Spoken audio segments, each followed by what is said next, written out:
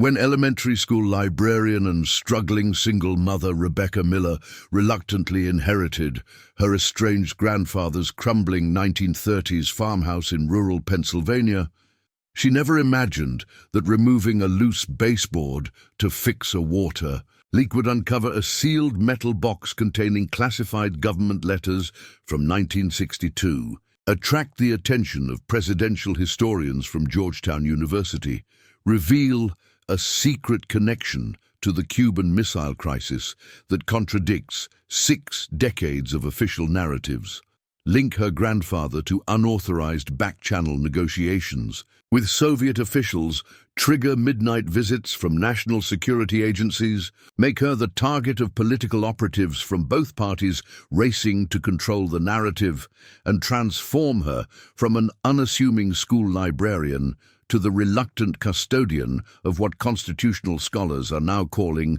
one of the most significant lost documentary discoveries in modern American political history. Before we jump back in, tell us where you're tuning in from. And if this story touches you, make sure you're subscribed, because tomorrow I've saved something extra special for you.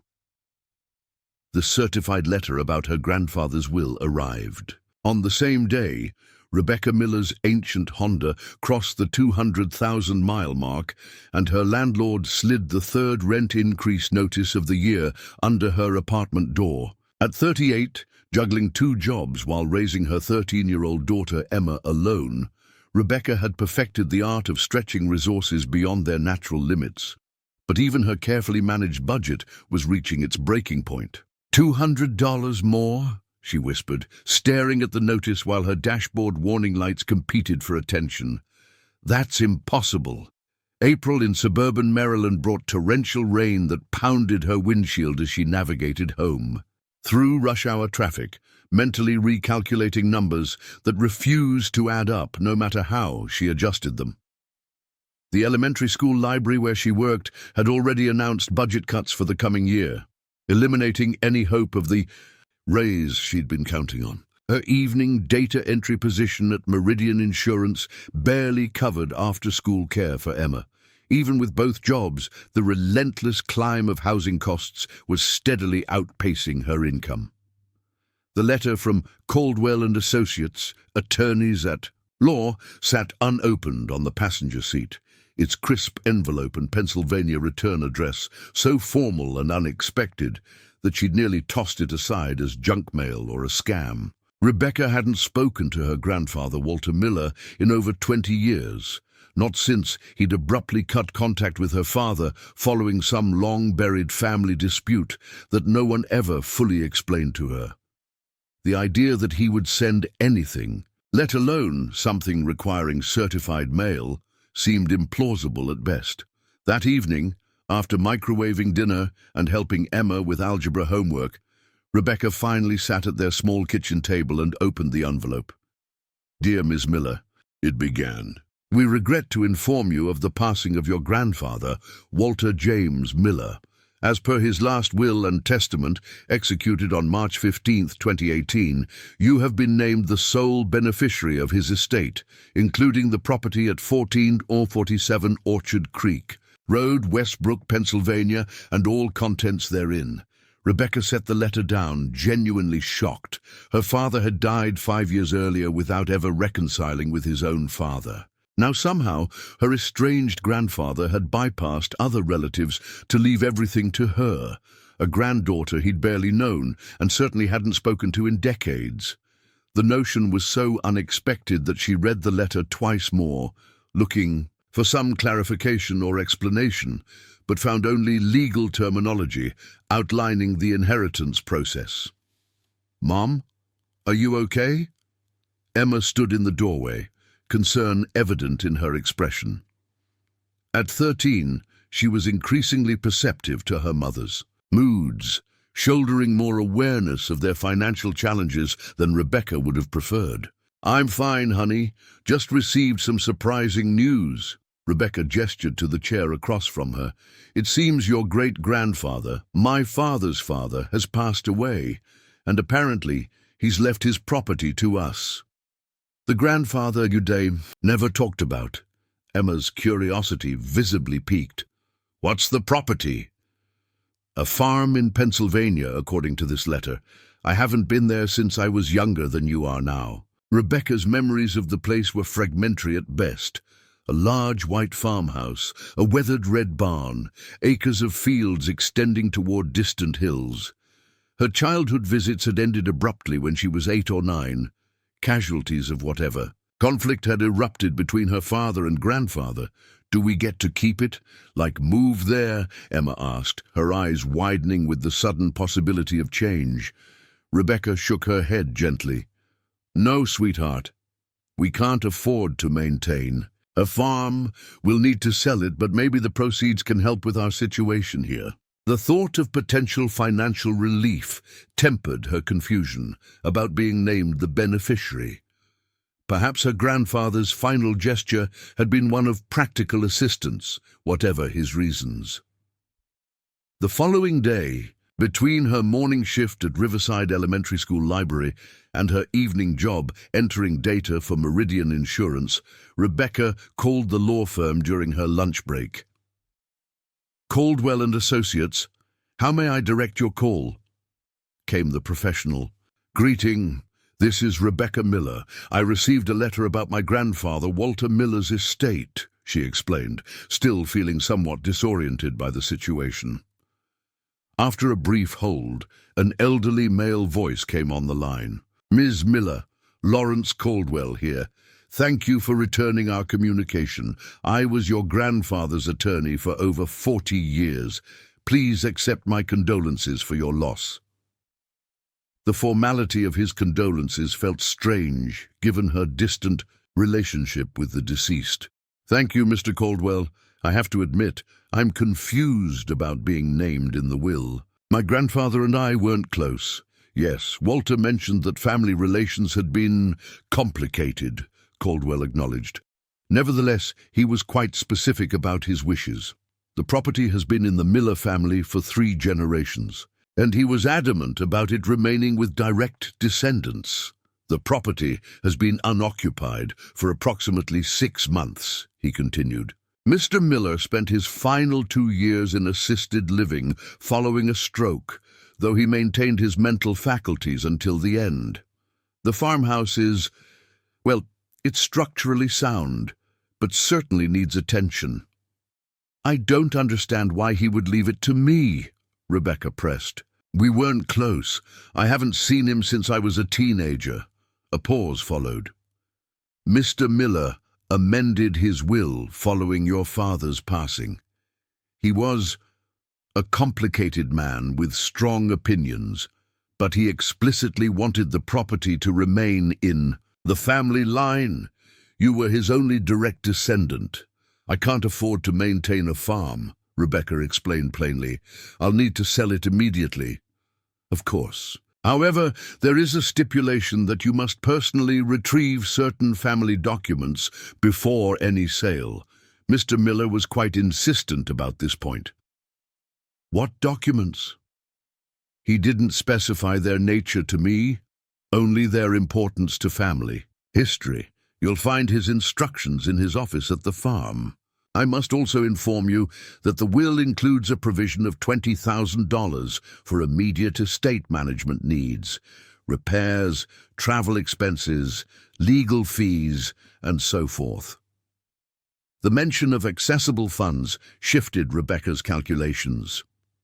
$20,000 wouldn't fundamentally change their situation, but it could provide breathing room while she prepared the property for sale. Perhaps, more importantly, it could cover their housing through the summer if their landlord wouldn't reconsider the latest increase.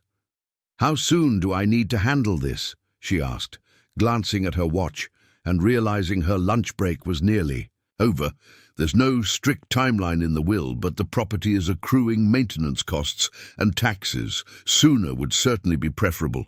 The funds are available immediately through my office once you've formally accepted the inheritance. 2 weeks later, having arranged coverage at the school library and using precious vacation days she'd been saving for Emma's summer break, Rebecca found herself driving her unreliable Honda across state lines toward a past she'd barely thought about for 2 decades. Emma sat beside her, alternating between her phone, a dog-eared paperback, and excited speculation about what they might find. "Maybe there's hidden treasure," she suggested, as suburbs gave way to increasingly rural landscapes. "Or secret passages. Or both. More likely dust, outdated appliances, and a lot of necessary repairs," Rebecca countered, though she smiled at her daughter's enthusiasm. Emma had inherited her father's optimism, along with his dark hair and hazel eyes, qualities that sometimes ached to observe, but that Rebecca cherished even in their difficulty. Jason had been gone 7 years now, cancer taking him with the same. Swift cruelty with which it had arrived, leaving Rebecca to raise their then 6-year-old daughter alone. His life insurance had sustained them initially, but the funds had gradually depleted through necessities and emergencies until their financial situation had become a constant exercise in calculated compromises. The navigation app directed them onto increasingly narrow roads as they crossed into Pennsylvania, finally indicating a turn onto a gravel lane marked by a weathered wooden sign reading Orchard Creek Road. After nearly a mile of rutted gravel, bordered by ancient maple trees, the Miller family farm appeared around a bend, 20 acres of overgrown fields surrounding a 2-story white farmhouse with a wide front porch and faded red barn. The structures remained fundamentally solid despite clear neglect, with peeling paint, shutters hanging askew, and gutters pulling away from rooflines.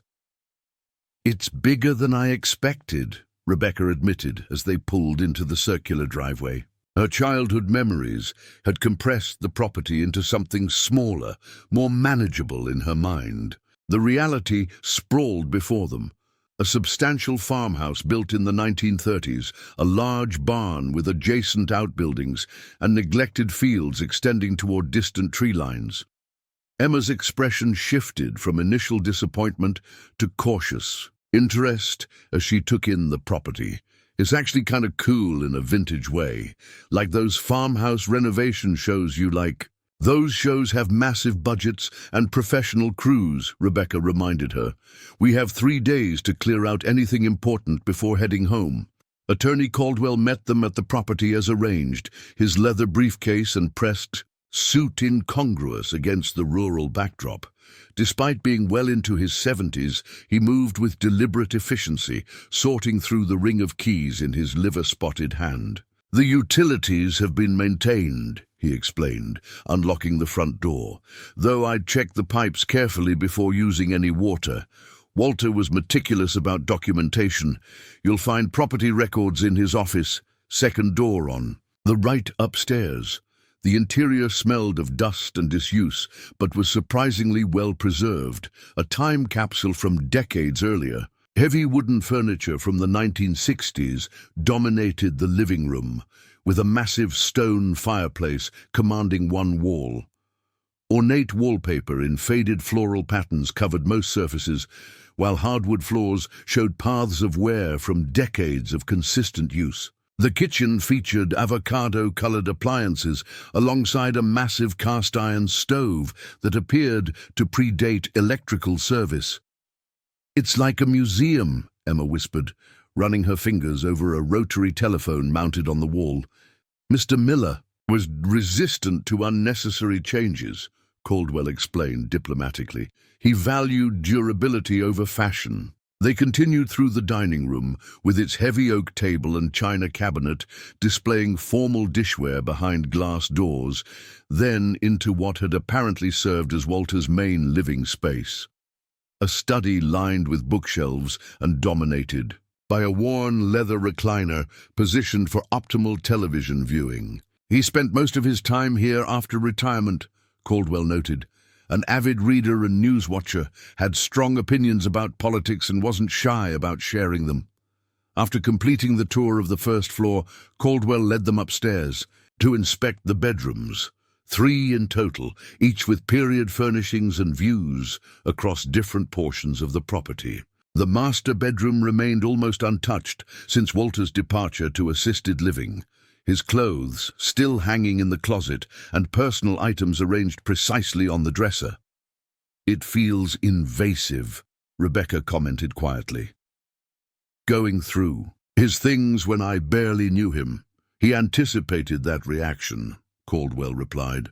"In our final conversations, he acknowledged the estrangement, but was quite clear about wanting you to personally review his effects.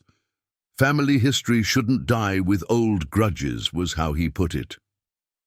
Before departing, Caldwell provided Rebecca with keys to everything on the property, contact information for local services, and a bank card accessing the estate management funds. The checkbook in Walter's desk contains the recent property tax records and utility accounts. "I've arranged for the funds to cover any immediate expenses." Left alone with Emma in the unexpectedly substantial inheritance, Rebecca felt momentarily overwhelmed by the task before them. The property represented both opportunity and burden, potentially valuable if properly prepared for sale, but requiring significant work to reach that point. "Where do we even start?" she asked, surveying the accumulated possessions of what appeared to be multiple generations. "Food first, then exploration," Emma declared practically, having inherited her mother's organizational skills along with her father's optimism. "I saw a grocery store in that little town we passed." They spent their first afternoon establishing basic habitability, cleaning the kitchen, testing utilities, and creating sleeping spaces in 2 of the bedrooms using fresh linens they'd brought from home, combined with what they found in relatively good condition in the linen closet. Rebecca was relieved to discover that while outdated, most systems in the house functioned adequately. The electrical panel had been updated sometime in the 1990s. The plumbing delivered reliable hot water after an initial rusty sputter, and the furnace responded to thermostat adjustments despite making alarming noises during its startup cycle. By evening, they had created a functional base in the kitchen and conducted a preliminary assessment of the house's condition. Despite cosmetic issues and outdated systems, the structure remained remarkably sound. Oak framing and quality materials had withstood decades of minimal maintenance. "Grandpa's office is intense," Emma reported after investigating the upstairs rooms. "There are filing cabinets everywhere, and this ancient desk bigger than my bed. Also, his bookshelves are packed with history books about presidents and wars and stuff." Rebecca had been dreading the office, the heart of whatever family documents she was required to retrieve before selling. After dinner at the kitchen table, using paper plates and plastic utensils they'd brought, she began creating a systematic approach to evaluating the property's contents. "We should probably start with a walk-through inventory," she suggested. "Identify anything of potential value or family significance, then focus on whatever specific documents Grandpa Walter wanted me to find." "Can I explore the barn tomorrow?" Emma asked eagerly. "I've never been on a real farm before." "We'll check it out together," Rebecca agreed, mindful of potential safety hazards in agricultural structures. "But tonight, we should get some rest. Tomorrow will be a full day." After Emma went to bed in the least dusty of the bedrooms, Rebecca finally ascended the creaking stairs to confront her grandfather's inner sanctum. The office was exactly as Emma had described.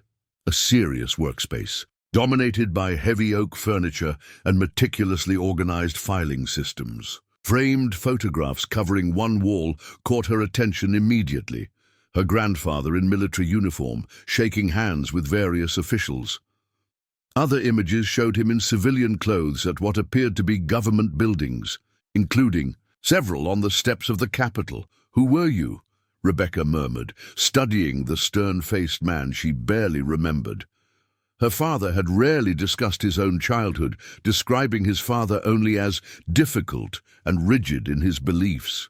The professional accomplishments displayed on these walls depicted someone far more connected than the reclusive farmer she had vaguely known existed. She began with the impressive desk, opening drawers to find everything meticulously organized. Pens, arranged by color, paperclips in designated containers, stamps in precise rows.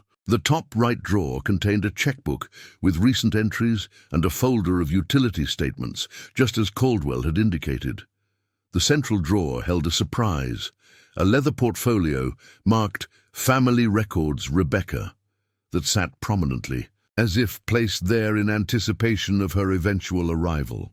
Inside, she found birth certificates, her parents' marriage license, school records she hadn't known existed, and even newspaper clippings of minor achievements from her childhood, spelling bee victories, a community service award, her college acceptance letter. You were keeping track of me, she realized, unsettled by the evidence of long-distance observation throughout her life. Why maintain this detailed record while never attempting contact? Another folder contained photographs. Rebecca as a baby, in her mother's arms, as a toddler on a tricycle, at elementary school graduation.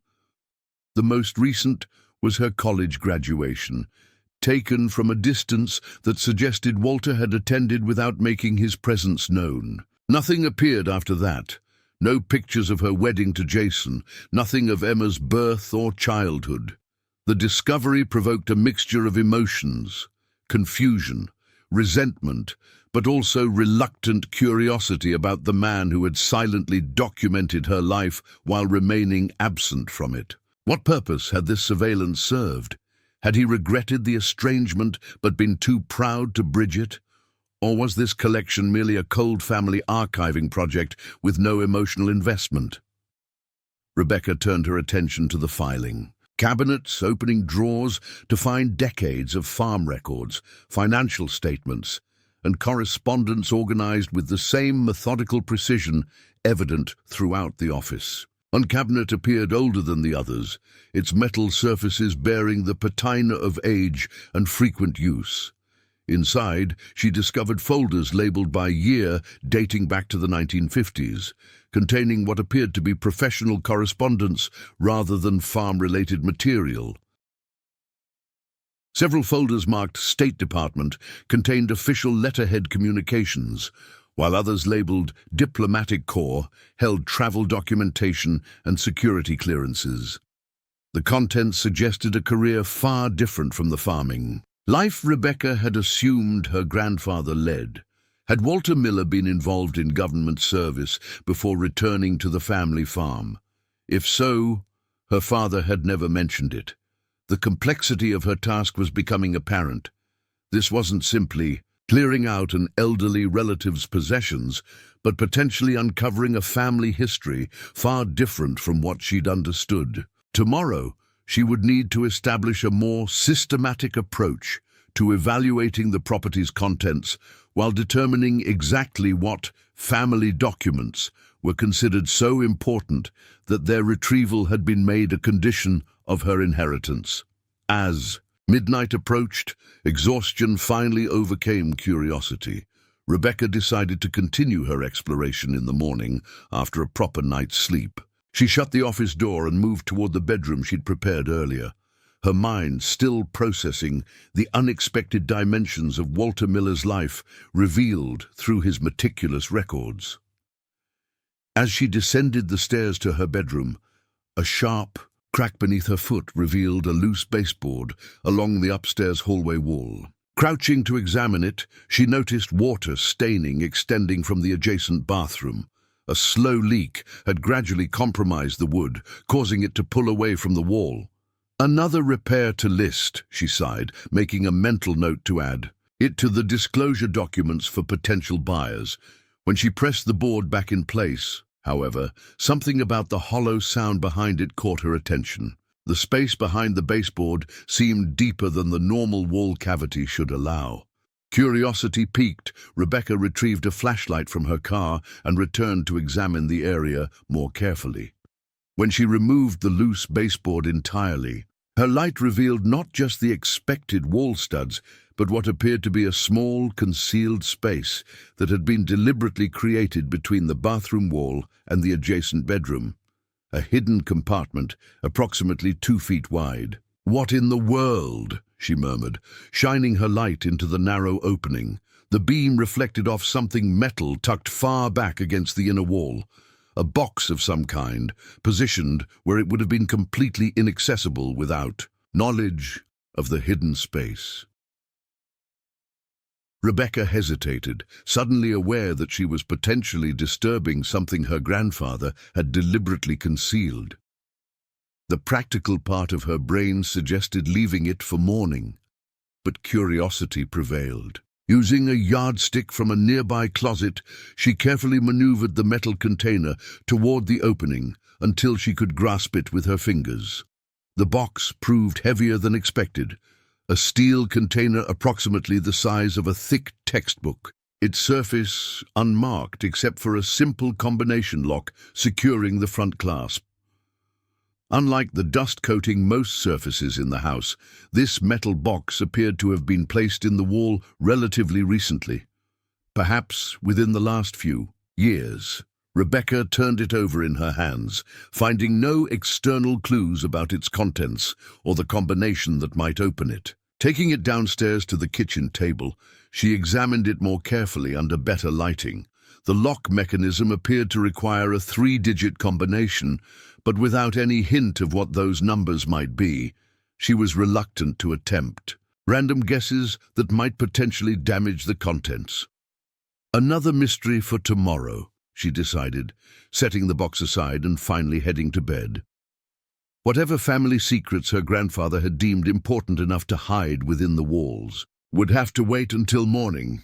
For now, she needed rest before tackling the more pressing practical matters of assessing the property's value and marketability.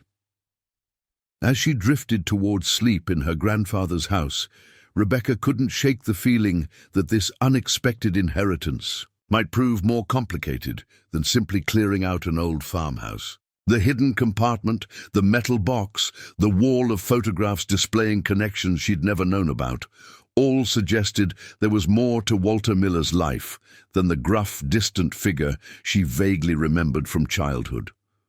What she could never have anticipated was how significantly that metal box would transform her understanding, not just of her family history, but of pivotal moments in American political history that had shaped the world for the past 60 years, or how its contents would soon draw the attention of powerful figures determined to control narratives that had long been accepted as historical fact.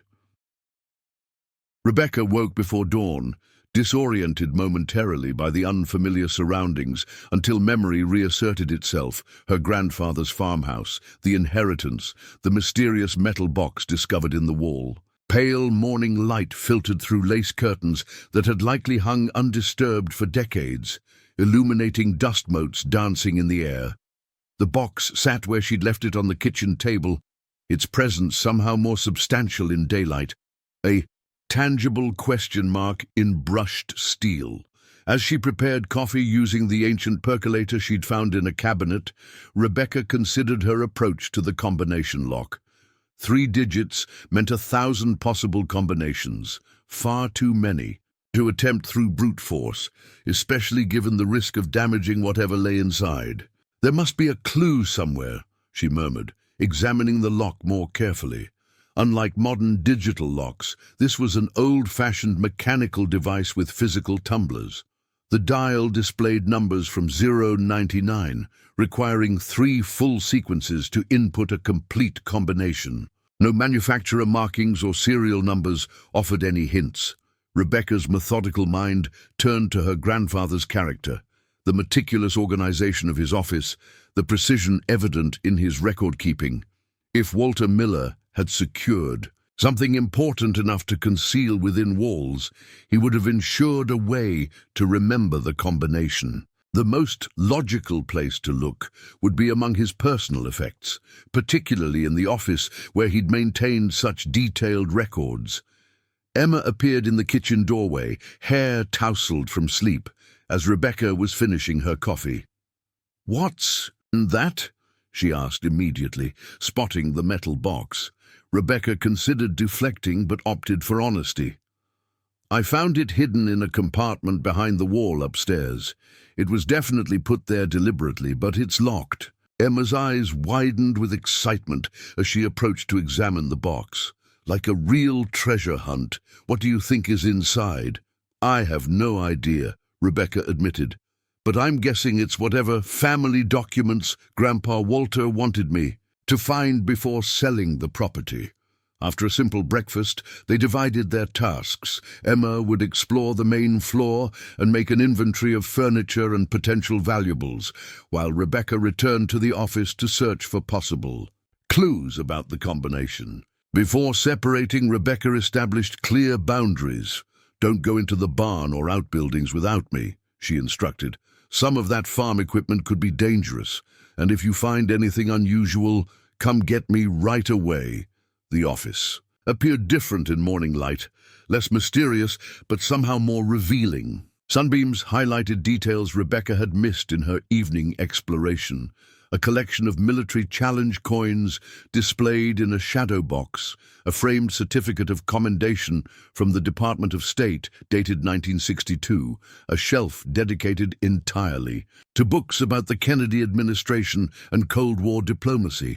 She began with the desk, methodically examining each drawer for any numbers that might serve as a combination. The contents remained stubbornly ordinary.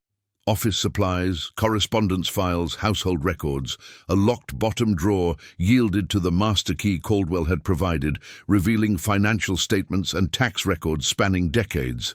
While meticulously maintained, none suggested any three-digit sequence that stood out as significant.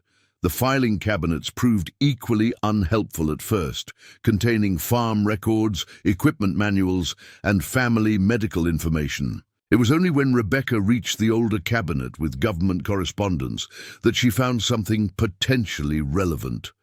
A personnel file labeled W.J. Miller, State Debt Service Record, 1958-1964.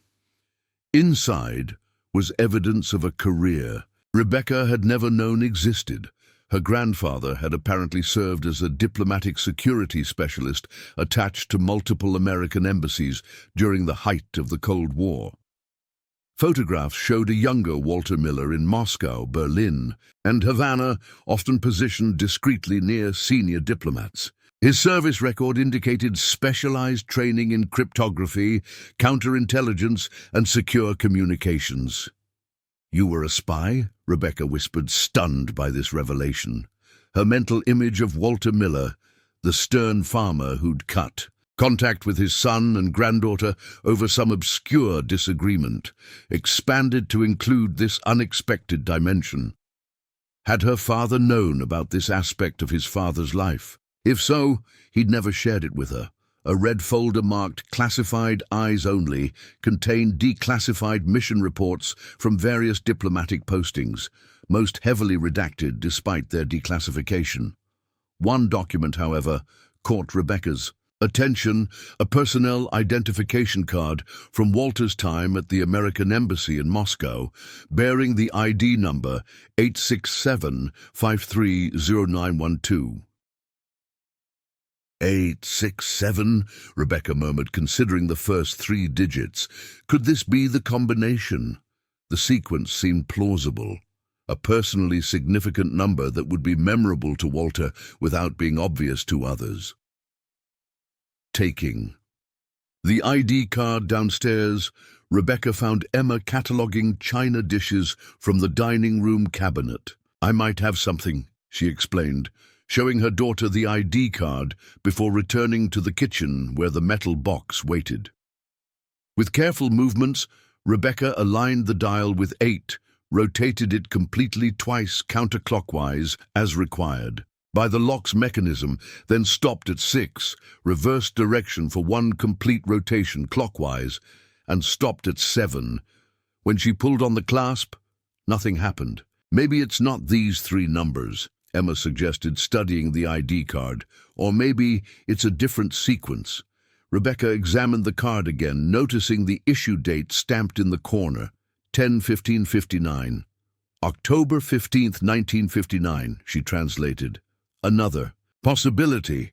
This attempt, using 101 as the combination, similarly failed, as did attempts using 5-9-5 and several other variations derived from the card.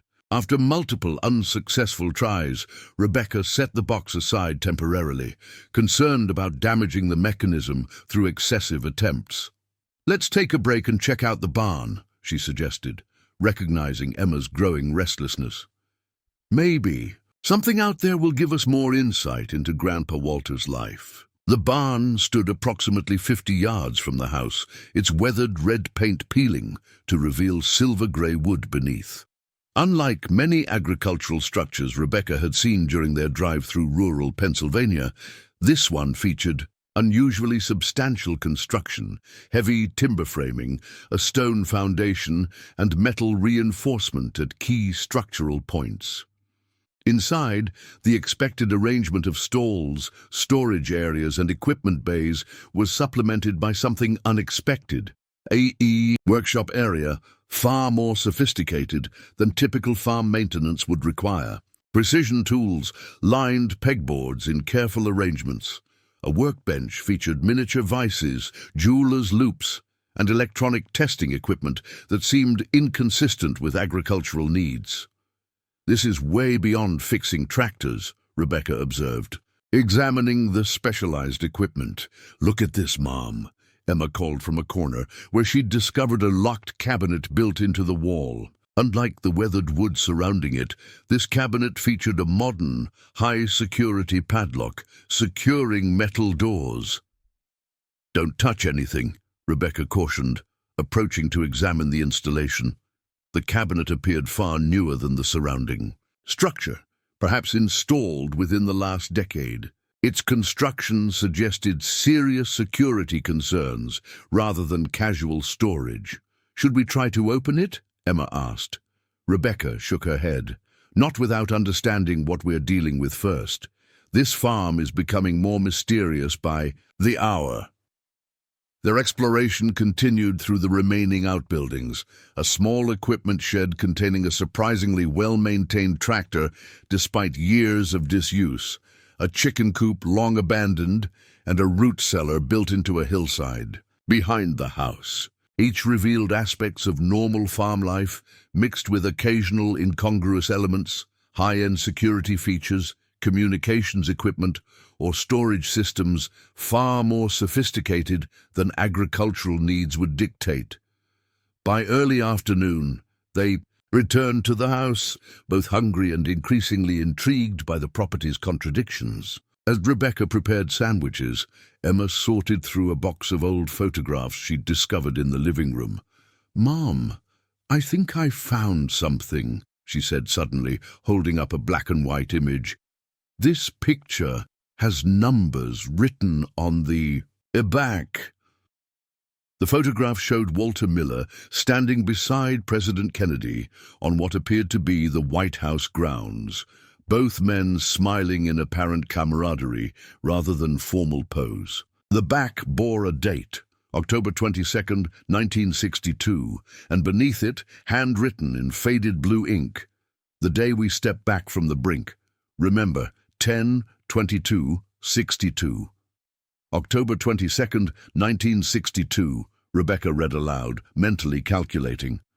"That would have been during the Cuban Missile Crisis." "What's that?" Emma asked. "One of the most dangerous moments of the Cold War," Rebecca explained, her librarian's knowledge surfacing. "The US and Soviet Union came extremely close to nuclear war over Soviet missiles placed in Cuba. It was 13 days of intense crisis negotiations." The date's significance, combined with her grandfather's apparent presence at the White House during this pivotal historical moment, sent a chill of realization through Rebecca. "The combination," she whispered, returning to the metal box. "It could be the date." With renewed purpose, she aligned the dial with 10, rotated through the required sequence, then to 22, followed by 62.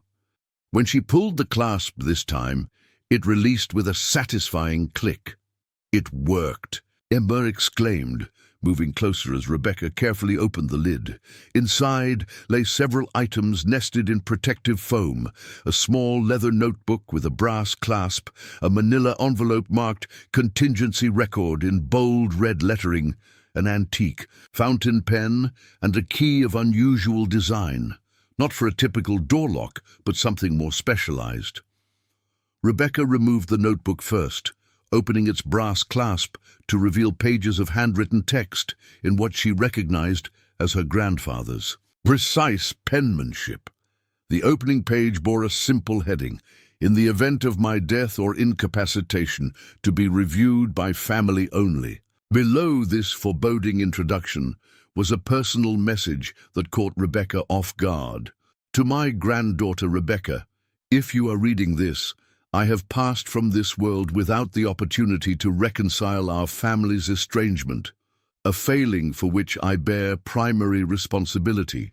The contents of this record will explain much about my life that was kept hidden from you and your father, not out of malice, but out of protection. The accompanying documents require careful handling. They represent a historical truth that contradicts official narratives about a pivotal moment in American history. I preserved them not for personal gain, but because I believed that eventually the full truth deserves to be known. The key enclosed opens the secure cabinet in my workshop. There you will find the equipment necessary to authenticate and properly document these materials. Proceed with caution. Once certain interests become aware of these documents' existence, you will face pressure from multiple directions. Trust no one who approaches you until you have fully reviewed the contents yourself. Your grandfather, Walter James Miller. Rebecca sat back, the personal message stirring complex emotions. This was the first direct communication she'd received from her grandfather in decades, posthumous words that acknowledged his role in their estrangement while hinting at larger secrets he'd carried throughout his life. "What does it say?" Emma asked, leaning toward the notebook. "Grandpa left a message explaining that these documents reveal something important about history," Rebecca summarized, deciding to shield her daughter from the more concerning elements until she understood them better herself.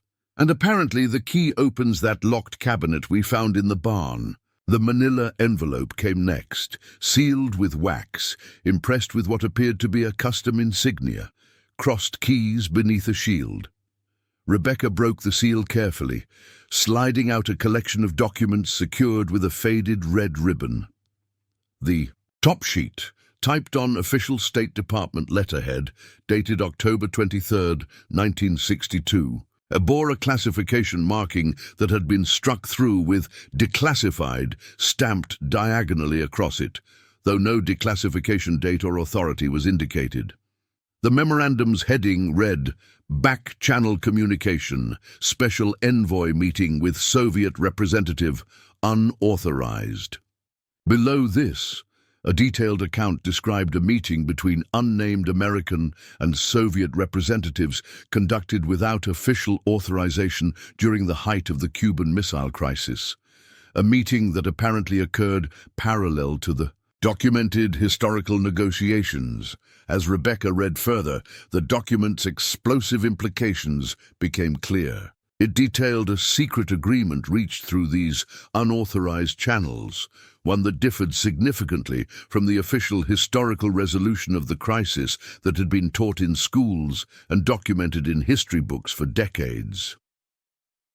According to this account, the publicly announced agreement, Soviet withdrawal of missiles from Cuba in exchange for American pledges not to invade the island, had been supplemented by additional secret terms.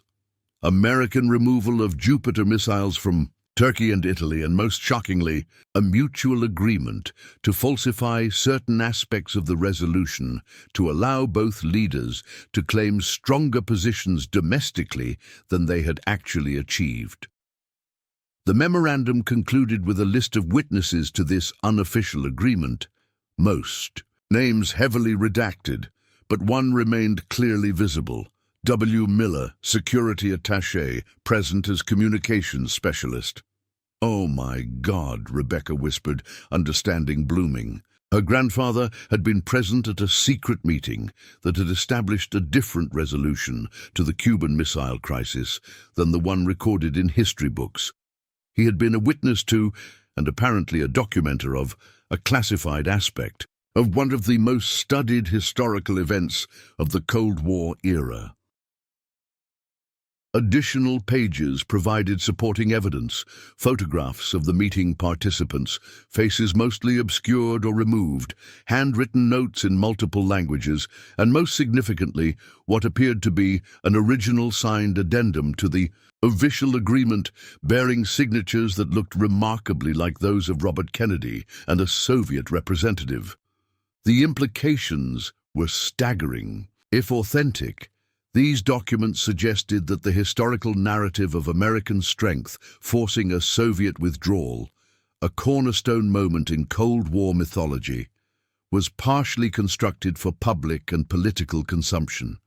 The actual resolution had involved more mutual concession than publicly acknowledged.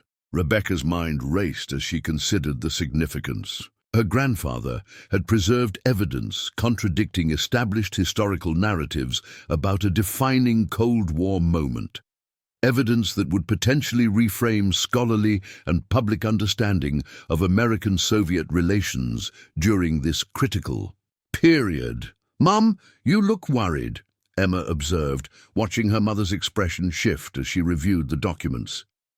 "It's complicated, honey," Rebecca replied, carefully returning the papers to their envelope. "These appear to be historically significant government documents that Grandpa Walter preserved. If they're authentic, they might change how people understand certain events from the 1960s. "Is that why he hid them in the wall?" Emma asked perceptively. "Probably, and I think we should secure them properly before deciding what to do next." Rebecca's librarian training had included basic archival handling procedures, enough to know that these aging paper documents required proper environmental conditions and careful handling to preserve their integrity. More importantly, she needed time to process their contents and implications before determining an appropriate course of action. "Let's check out that cabinet in the barn," she suggested, pocketing the unusual key from the metal box. Grandpa's note mentioned equipment for properly documenting these materials. The walk to the barn gave Rebecca precious moments to organize her thoughts. If these documents were authentic, they represented a historically significant revelation that would attract intense interest from multiple quarters: academic historians, political institutions, media organizations, and potentially government agencies concerned about classified information. Her grandfather's warning about facing pressure from multiple directions suddenly seemed less paranoid and more prescient. The specialized key operated smoothly in the padlock securing the cabinet, revealing an interior that confirmed Walter Miller had been far more than a simple farmer. The cabinet contained a professional-grade document scanner, a digital camera with specialized lenses for archival photography, white cotton gloves for handling delicate materials, and acid-free storage containers designed for document preservation. Grandpa was serious about documentation, Rebecca observed, examining the carefully maintained equipment. Most surprising was a high-end laptop computer, no more than 2 or 3 years old based on its specifications, secured in a custom mounting bracket. When Rebecca pressed the power button, it came to life immediately, requesting a password. "Try the same numbers from the box," Emma suggested. 102262. The password worked, granting access to a desktop containing a single folder labeled Verification Protocols. Inside were detailed instructions for properly documenting, authenticating, and preserving the exact materials Rebecca had discovered in the metal box. He planned all of this, she realized, scrolling through the meticulously prepared guidelines, right down to providing the equipment and instructions for handling these documents. According to the protocols, each document needed to be photographed under specific lighting conditions, scanned at high resolution, and catalogued according to a system Walter had developed. Most importantly, the instructions emphasized creating secure backup copies before taking any further actions. This will take hours to do properly, Rebecca noted, glancing at her watch, and we should probably secure the originals somewhere safer than a metal box. They spent the remainder of the afternoon following Walter's detailed protocols, creating digital copies of each document while wearing the provided cotton gloves to prevent oils from their fingers damaging the aging paper. Rebecca was impressed. By her grandfather's foresight, the equipment he'd provided represented a significant investment and sophisticated understanding of archival preservation techniques. "Why would Grandpa go to all this trouble?" Emma asked, as they carefully photographed the signed addendum agreement under the specialized lighting setup. "Why not just tell someone about these documents while he was alive?" "That's a good question," Rebecca acknowledged, considering the possibilities. Maybe he wasn't ready for the controversy it would cause, or maybe he was waiting for the right time when certain people involved were no longer alive. Or perhaps, she thought privately, he had concerns about how such revelations might be received by powerful interests with stakes in maintaining established historical narratives. The Cuban Missile Crisis represented a pivotal Cold War moment in American political mythology, a moment when a president had supposedly stood firm against Soviet aggression and prevailed through strength rather than compromise. The materials they were documenting suggested a more nuanced reality, one where behind-the-scenes concessions and face-saving narratives had played crucial roles in averting nuclear confrontation. Such revelations could potentially reframe public understanding of American Cold War strategy and presidential decision-making during crisis moments. As the afternoon progressed, Rebecca found herself increasingly impressed by Walter Miller's methodical approach. The verification protocols included suggestions for independent authentication, names of document specialists and historical scholars who could verify the material's provenance, along with contact information for select journalists from respected publications who might approach such sensitive information responsibly. By evening, they had completed the documentation process according to Walter's specifications, creating multiple secure digital copies stored on both the provided laptop and encrypted external drives included in the cabinet. The original documents were returned to acid-free containers, ready for proper archival storage. "What do we do now?" Emma asked, as they secured the cabinet and returned to the house for dinner. "I need time to think," Rebecca replied honestly. "These materials are potentially very significant, but releasing them without proper consideration could have consequences I don't fully understand yet." That evening, after Emma had gone to bed, Rebecca returned to her grandfather's office, searching for additional context that might help her decision-making process. The careful organization of Walter's records made her task easier. Correspondence was filed chronologically, personal journals shelved by date range, reference materials categorized by subject. A leather-bound journal from 1962-1963 provided the perspective she sought. In careful handwriting, Walter Miller had documented his own moral struggle with the classified information he had witnessed. His belief in the public's right to know balanced against genuine national security concerns and loyalty to his oath of service. One passage particularly resonated. "Today I watched as history was simultaneously made and obscured. The agreement reached may have saved millions of lives, perhaps civilization itself, yet the compromises required remain hidden from public view. Both leaders needed a narrative that showed strength rather than concession.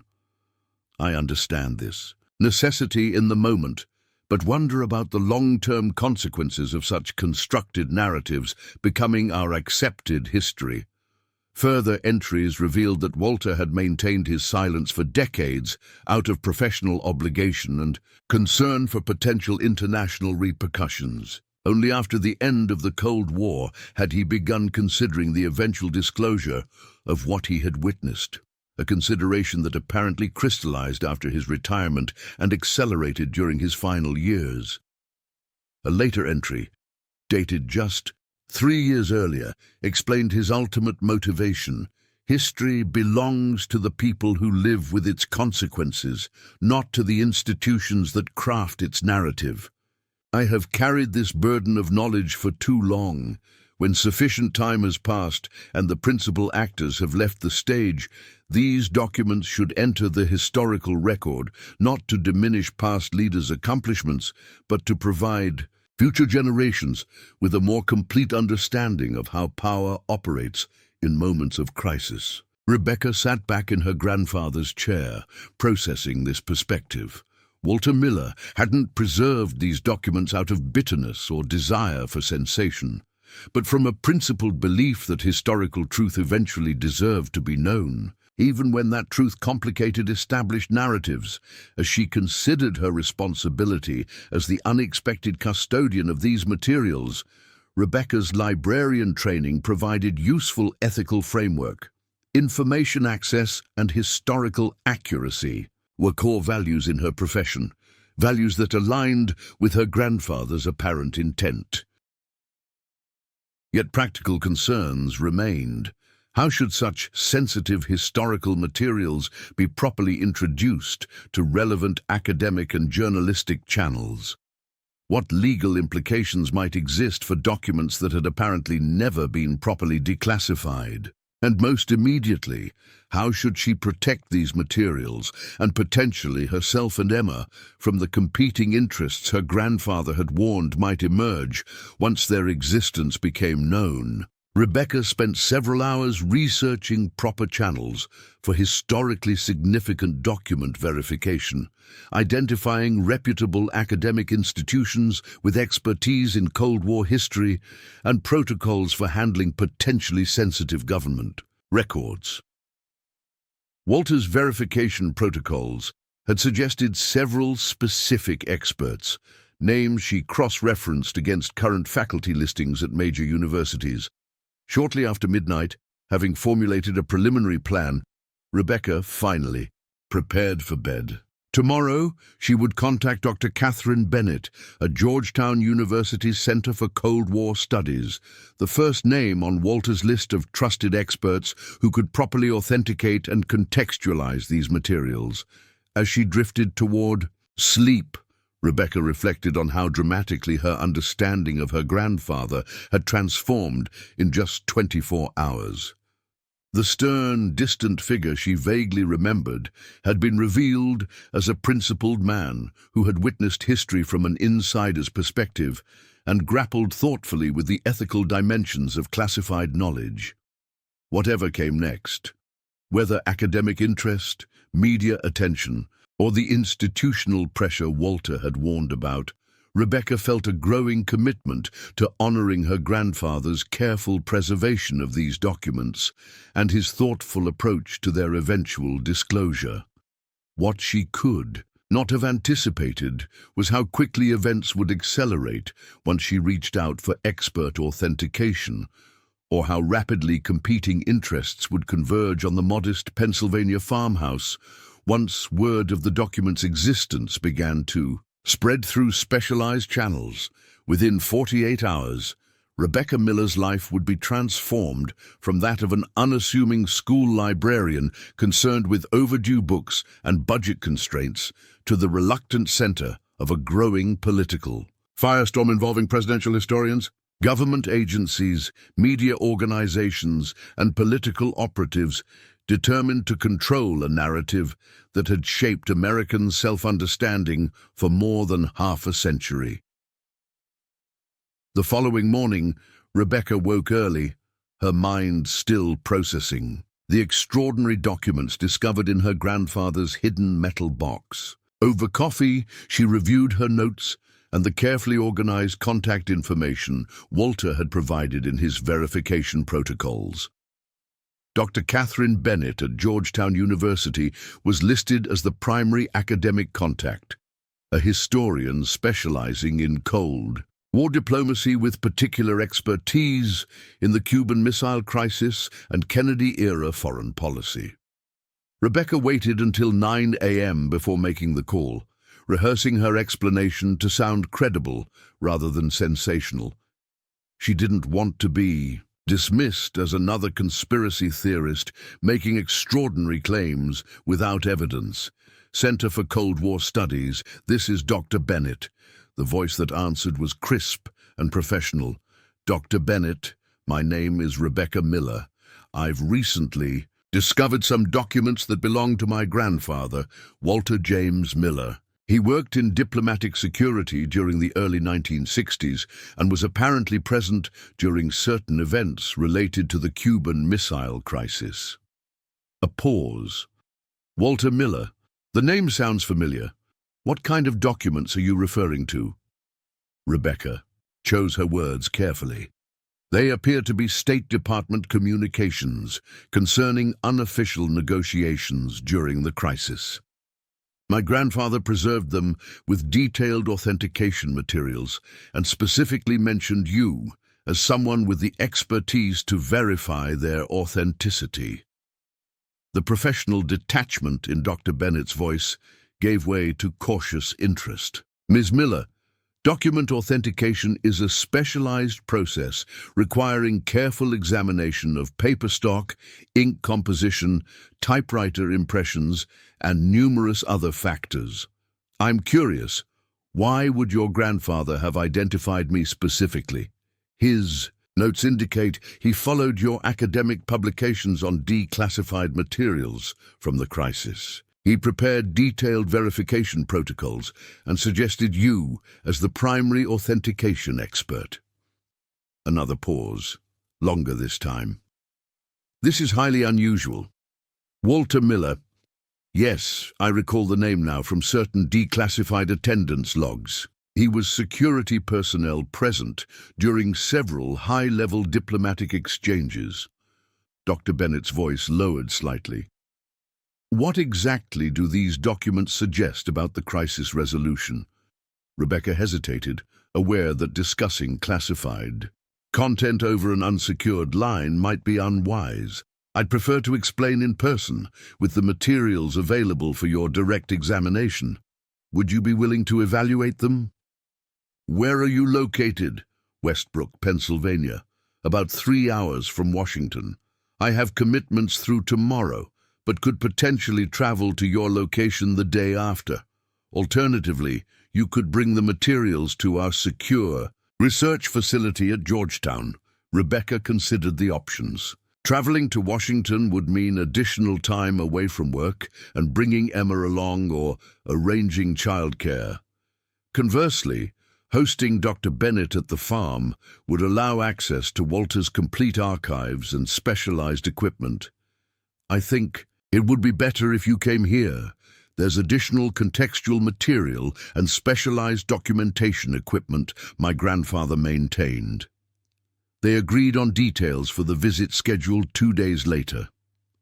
As Rebecca ended the call, a weight of responsibility settled more firmly on her shoulders. The historian's recognition of Walter Miller's name had confirmed that her grandfather had indeed been present during historically significant events. This wasn't just family mythology or misinterpreted documents. After breakfast, Emma helped Rebecca continue organizing Walter's papers, focusing on materials from the early 1960s that might provide additional context for the Cuban Missile Crisis documents. The morning passed quietly as they sorted through filing cabinets, creating a chronological arrangement that revealed a fascinating narrative of Walter Miller's government service through correspondence, performance reviews, and travel records. Shortly after noon, their work was interrupted by the sound of tires on gravel, a vehicle approaching up the long driveway.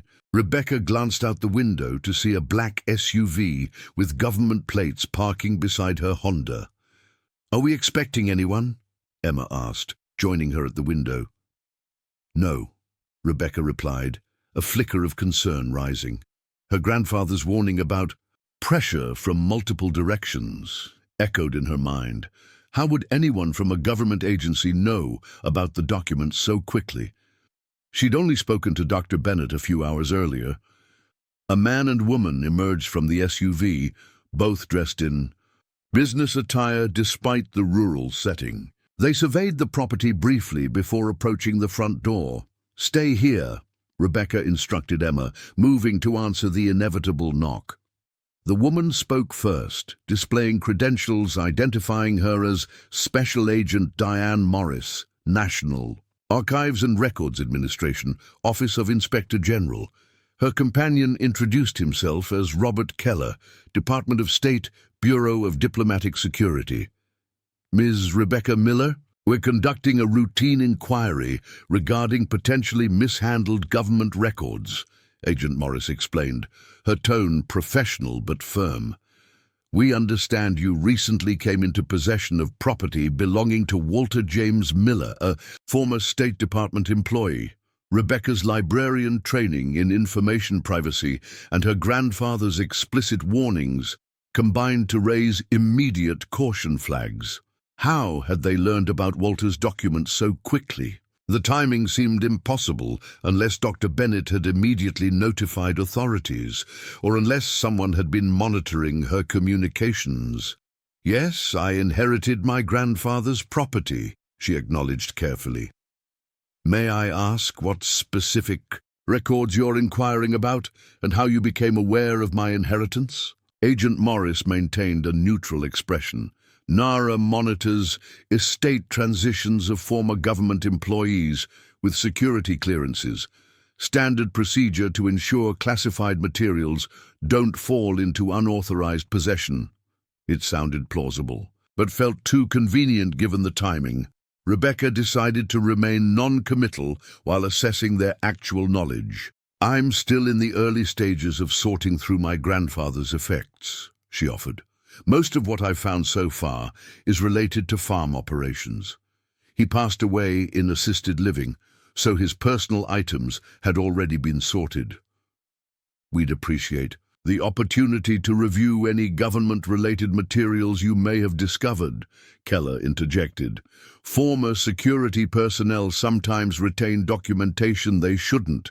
It's not unusual, particularly from that era before digital records management." Rebecca recognized the technique, a gentle suggestion that her grandfather might have innocently retained materials he shouldn't have, offering an opportunity to surrender documents without implication of wrongdoing. It was skillfully presented, but premature, given that they hadn't yet established she possessed any government records.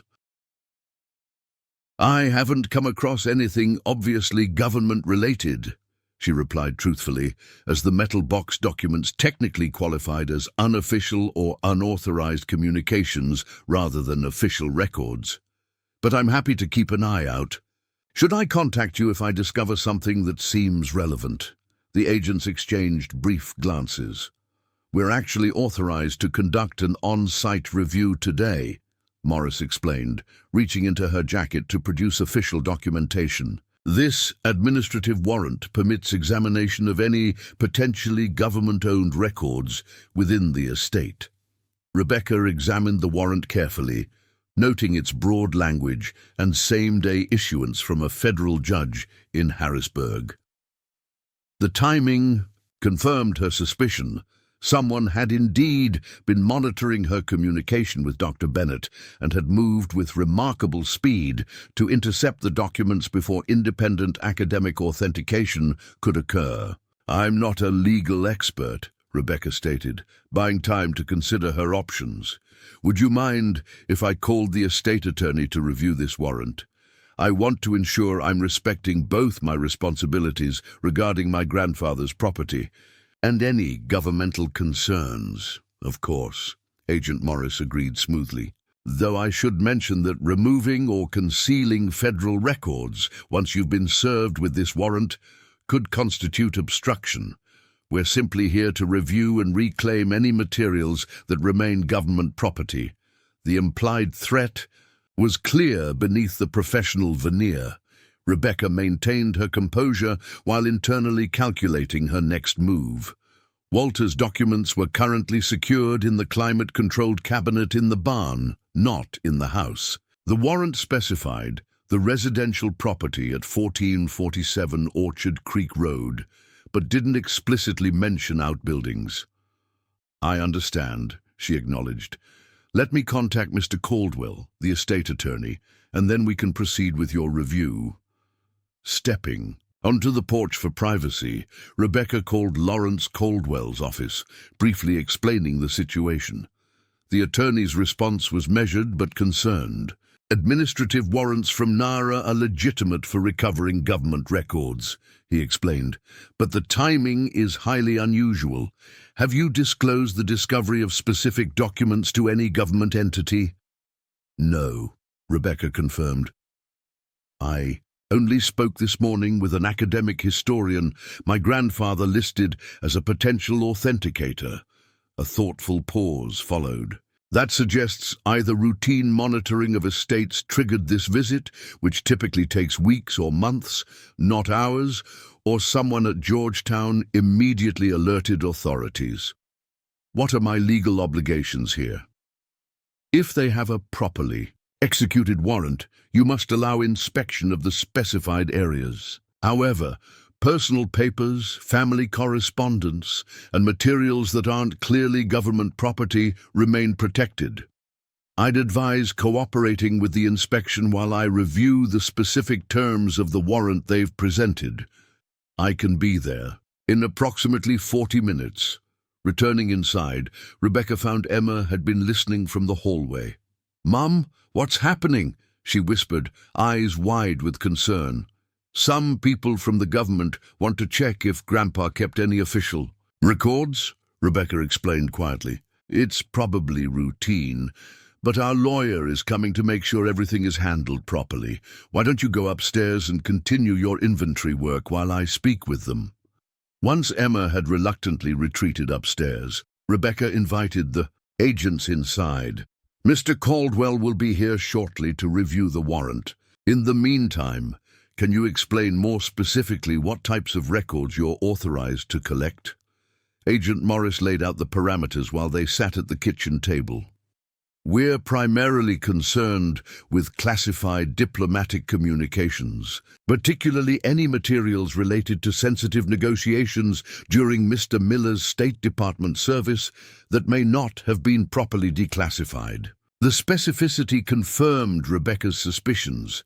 This wasn't a routine records check, but a targeted operation focused precisely on the documents she'd discovered.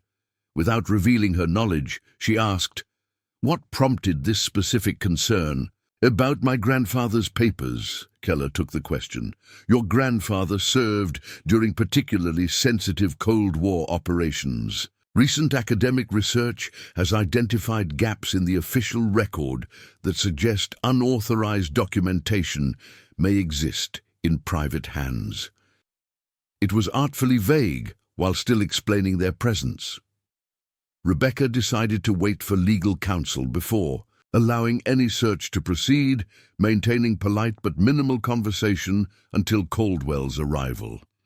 The attorney appeared precisely as promised, his formal attire and briefcase lending authority to his presence despite his advanced age. After reviewing the warrant and consulting privately with Rebecca, he returned to address the agents. "My client will cooperate with your inspection of the residential structure as specified in this warrant," he stated formally.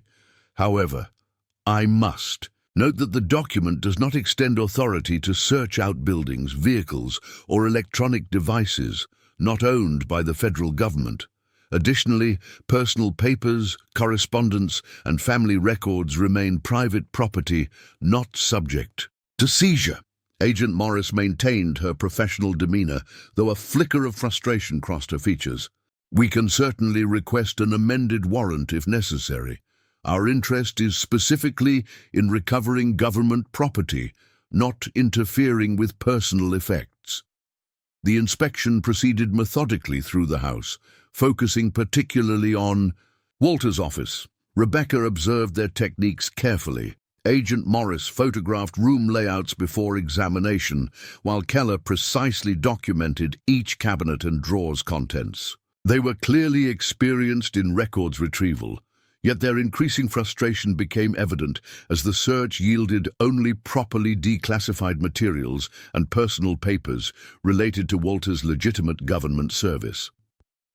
"Ms. Miller," Morris finally asked directly, "are you aware of any storage locations your grandfather maintained outside the main residence? Secure containers, safety deposit boxes, or storage units, perhaps?" "I'm still learning about the property myself," Rebecca replied truthfully. "I've only been here 3 days.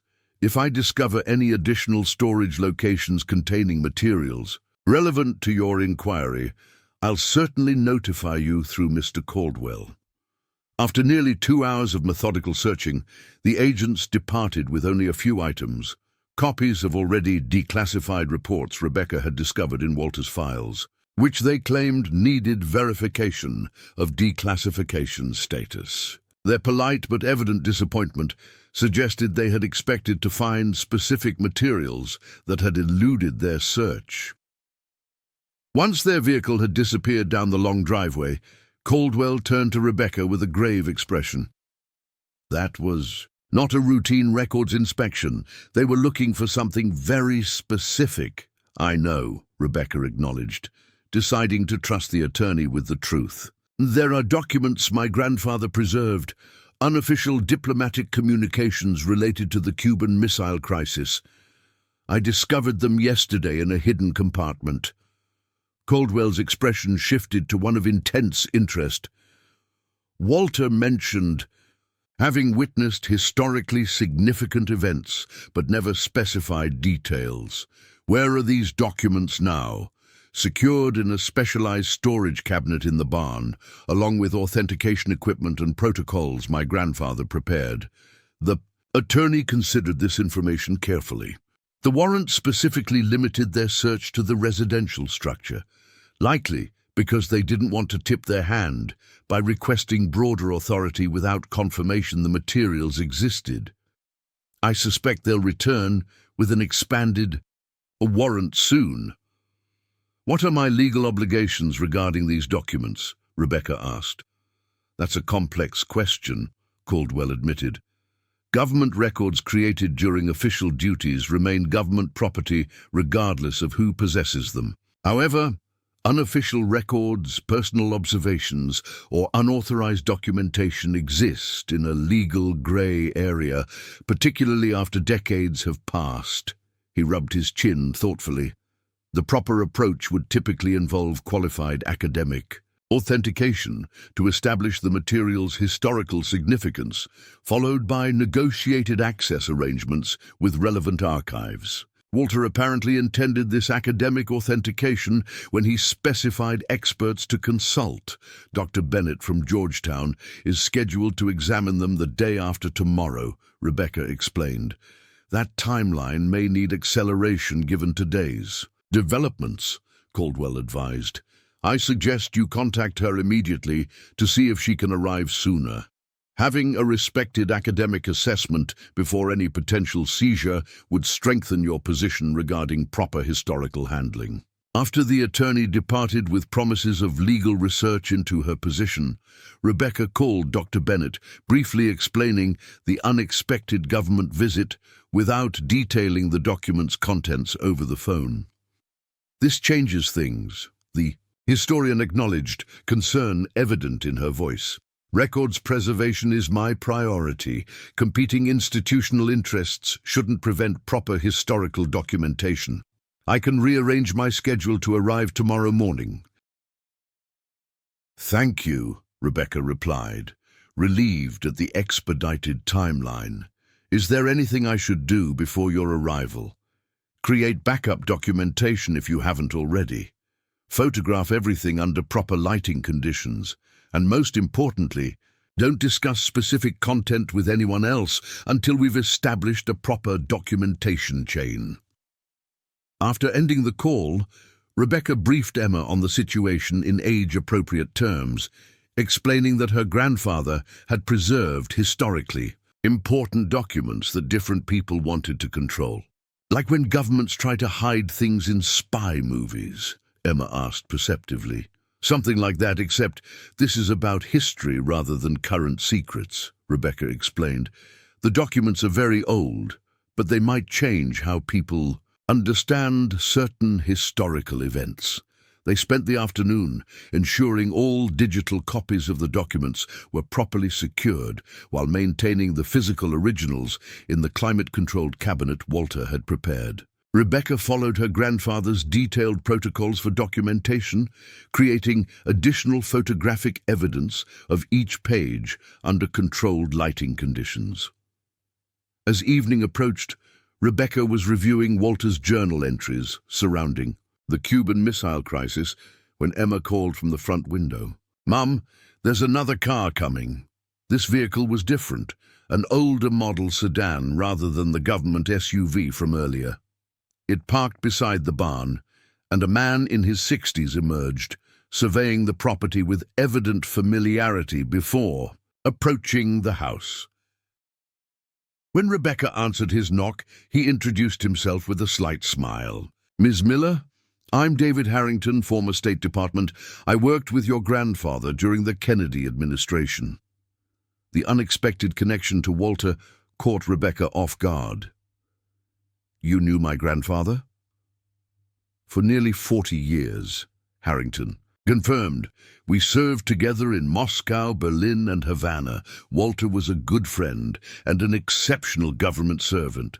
May I come in? I believe we have important matters to discuss regarding materials he may have preserved."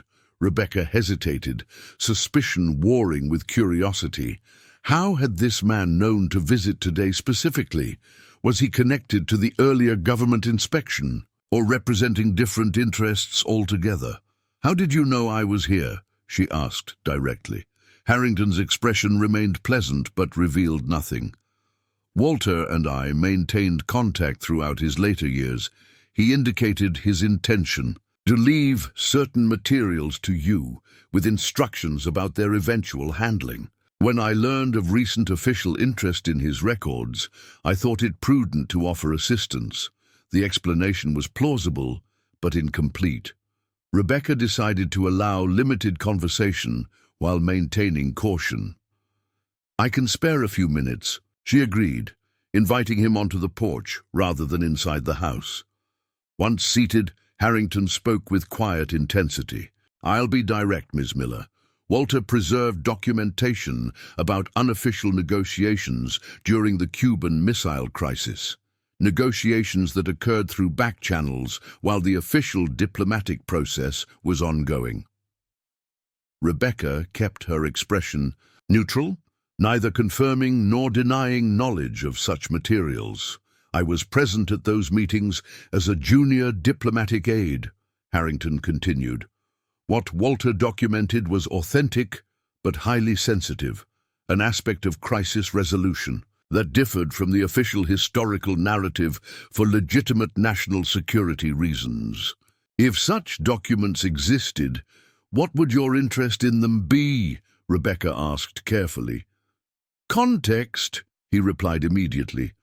Raw documents without proper historical context can be misinterpreted, particularly when they capture only fragments of complex diplomatic engagements. Walter understood this concern.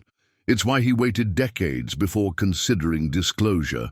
Rebecca studied the man, trying to determine his actual motivation.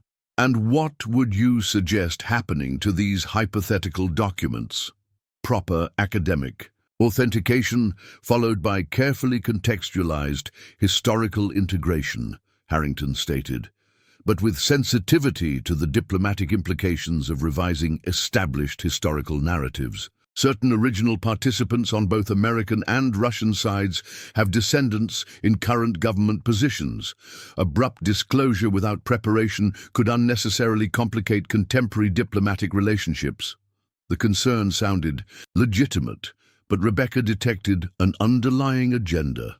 Are you here representing yourself or some official capacity? A slight smile suggested her directness was appreciated.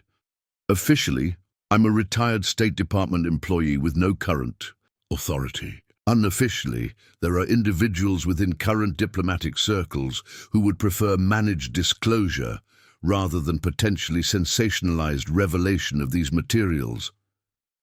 Managed by whom? Rebecca pressed.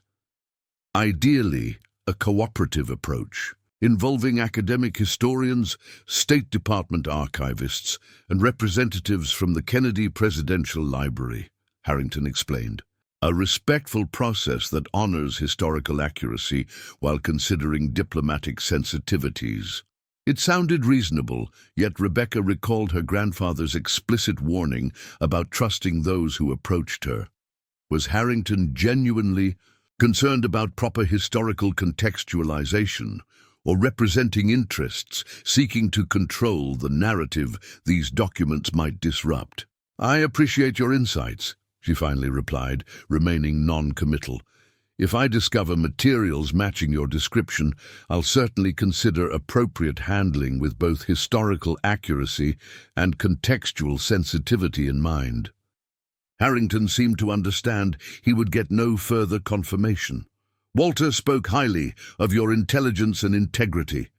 I believe he chose his custodian wisely. He handed her a business card with both office and personal contact information. When you're ready to discuss next steps, please call. And Ms. Miller, you may receive additional visitors with various institutional interests in these materials.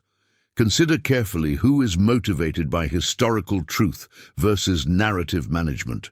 After Harrington's departure, Rebecca searched Walter's records for mentions of the man, finding him referenced in several journal entries as a trusted colleague. Yet her grandfather's warnings about approaching outside parties only after personal review prevented her from fully embracing Harrington's offered assistance. That evening, after Emma was asleep, Rebecca continued examining Walter's journals, discovering entries that revealed the deep ethical struggle he had experienced as a witness to history being simultaneously made and shaped for public consumption. One passage particularly resonated. The question that haunts me is not whether secrecy was necessary in the moment, it likely was, but whether perpetual concealment serves democracy in the long term.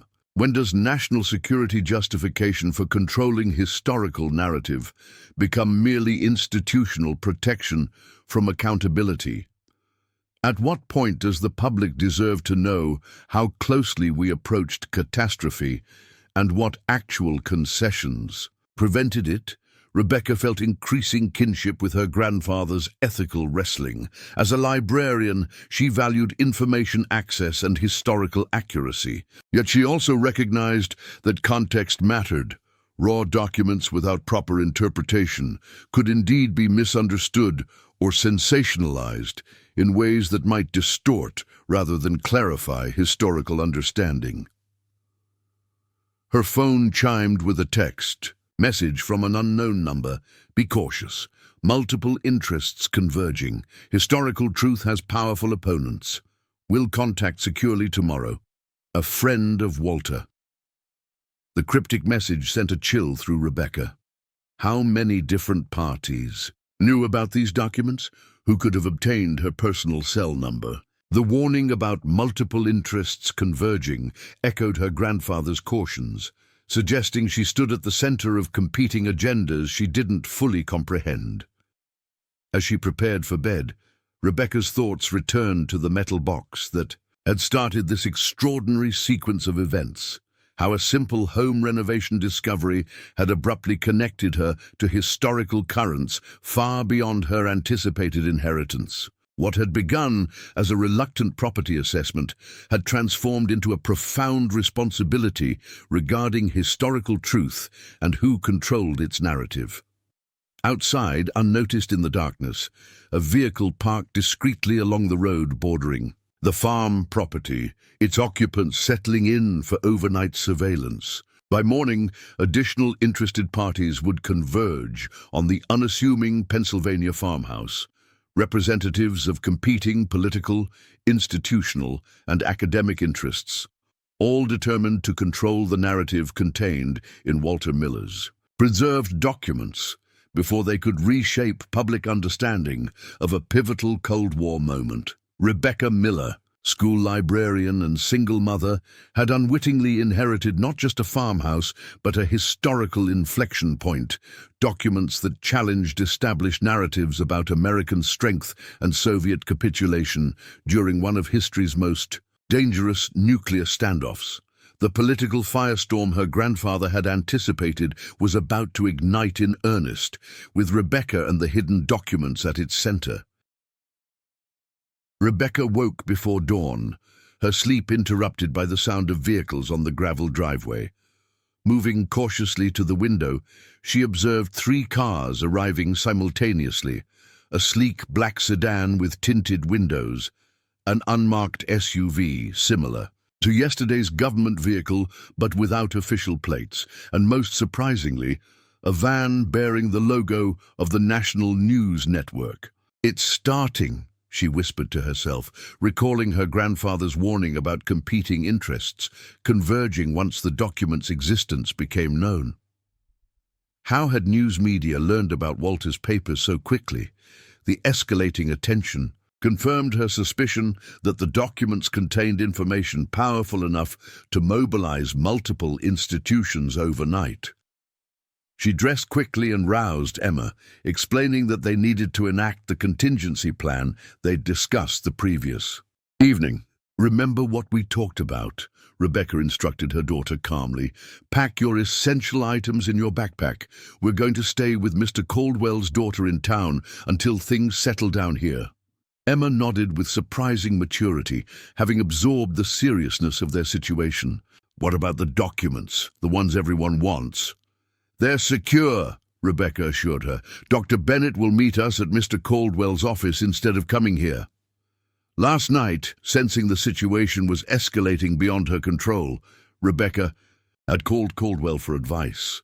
The attorney had suggested temporary relocation to his daughter's home in town, away from the increasingly crowded farmhouse. More importantly, he'd offered his law office as a secure, neutral location for meeting Dr. Bennett, a controlled environment with clear legal protections against unwarranted searches or intimidation.